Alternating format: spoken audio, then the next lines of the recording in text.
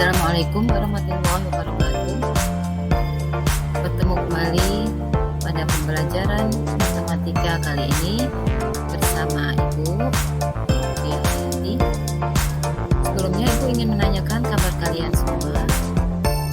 Mudah-mudahan sehat, dalam keadaan sehat walafiat, tidak kurang suatu apapun, dan tetap semangat dalam menuntut ilmu. Baiklah, pada pembelajaran kali ini Ibu akan menerangkan tentang bangun ruang sisi datar. Ya, tentunya sewaktu di kelas di SD, di sekolah sebelumnya kalian sudah pernah mengenal bangun ruang sisi datar. Nah, sekarang lebih diperdalam kembali. Selanjutnya, sebelum kalian mempelajari lebih jauh, tentunya kalian harus tahu terlebih dahulu apa itu pengertian bangun ruang sisi datar. Bangun datar merupakan bangun dimensi 2, contohnya persegi, persegi panjang, jejar genjang, trapesium, dan sebagainya. Kamu bisa menyebutkan bangun datar yang lainnya. Kemudian untuk bangun ruang itu merupakan bangun dimensi 3, contoh kubus, balok, prisma, limas, tabung, kerucut, bola, dan sebagainya. Sedangkan di sini akan kita pelajari adalah tentang bangun ruang sisi datar, yaitu merupakan bangun ruang yang memiliki sisi berbentuk bangun datar. Karena tidak semua bangun ruang itu bentuknya datar, ada yang dinamakan bangun ruang sisi lengkung. Tapi nanti itu akan kalian pelajari di kelas 9. Sedangkan yang kalian pelajari saat ini di kelas 8 itu adalah bangun ruang sisi datar. Ya, untuk mengetahui lebih lanjut, kita lanjutkan.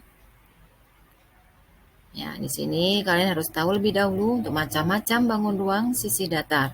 Yaitu pertama ada kubus, kemudian balok, prisma, limas. Ya, untuk selanjutnya, masing-masing bangun itu akan kita pelajari satu persatu.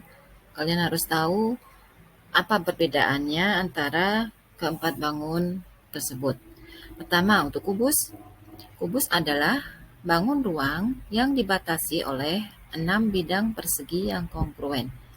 Jadi ke-6 sisinya, bidang sisinya itu bentuknya persegi dan kongruen, artinya sama dan sebangun, jadi ukurannya sama. Ini untuk kubus. Ya, contoh kalau dalam bentuk bendanya yaitu berupa rubik ataupun dadu dan lain sebagainya. Ya, selanjutnya untuk bangun yang kedua yaitu balok. Balok adalah bangun ruang yang dibatasi oleh 6 bidang persegi panjang, di mana setiap pasangan bidangnya sejajar dan kongruen atau sama dan sebangun. Ya, perhatikan gambar itu. Dan contoh bendanya bisa berupa balok, kayu yang panjang berupa balok. Baiklah, untuk selanjutnya yang ketiga, bangun prisma. Prisma adalah bangun ruang yang dibatasi oleh 2 bidang yang kongruen dan sejajar, serta bidang-bidang lain berbentuk segi empat yang tegak lurus terhadap kedua bidang itu. Ya, untuk penamaan prisma tergantung dari bentuk alasnya. Kalau alasnya berbentuk segitiga, maka namanya prisma segitiga. Kalau alasnya berbentuk segi 6 seperti pada gambar, itu namanya prisma segi 6. Ya, kemudian selanjutnya yang terakhir bangunnya bentuk limas. Ya, limas pengertiannya adalah bangun ruang yang dibatasi oleh sebuah segi banyak sebagai alasnya dan segitiga sebagai sisi tegaknya dan bertemu pada satu titik di puncaknya. Ya, sebagai contoh itu perhatikan gambar di sampingnya. Ya, penamaan limas sama pada prisma tergantung bentuk alasnya. Kalau alasnya segitiga maka dinamakan limas segitiga. Kalau alasnya berbentuk segi empat maka dinamakan limas segi empat. Ya, sampai di sini Ibu harapkan kalian udah bisa memahami, dan tentunya ini hanya sekadar mengulang dari pelajaran waktu kalian sekolah di SD atau sekolah dasar. Ibu hanya sekedar mengingatkan kembali materinya. Ya, kemudian untuk yang terakhir, ini ada kuis. Ya, tolong jawab pertanyaan-pertanyaan berikut. Yang pertama, pernyataan ya. Perhatikan pernyataan-pernyataan berikut. Yang pertama, kubus memiliki 8 sisi dengan bentuk dan ukuran yang sama. Yang kedua, balok memiliki 12 rusuk yang sama panjang. Ketiga, 5 segi 4 memiliki sepasang sisi yang sejajar. Keempat, 5 segi 3 mempunyai sepasang sisi yang sejajar.